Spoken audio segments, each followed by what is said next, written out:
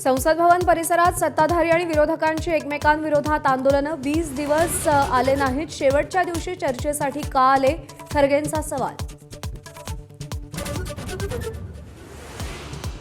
राष्ट्रीय काँग्रेसचे राष्ट्रीय अध्यक्ष मल्लिकार्जुन खरगेंच्या सभेनंतर मंचावर शुद्धीकरण। काँग्रेसचा आरोप, हा जातीवर आधारित भेदभाव। काँग्रेसची टीका, तर 8 ऑगस्टला उत्तराखंडमधील हल्द्वानीमध्ये सभा झाली होती।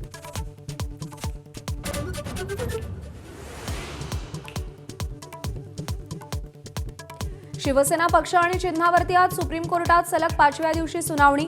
कपिल सिब्बल आमदार अपात्रतेच्या मुद्द्यावर युक्तिवाद करण्याची शक्यता।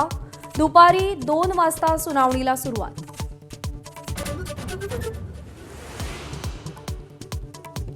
पुढचं आंदोलन मुंबई आणि तेही मुख्यमंत्र्यांच्या वर्षा बंगल्यावर करू, मनोज जरांगेंनी सूतोवाच केलं। वर्षा बंगल्यावरच्या पाण्याच्या टाकीवर उपोषणाला बसेन असंही वक्तव्य।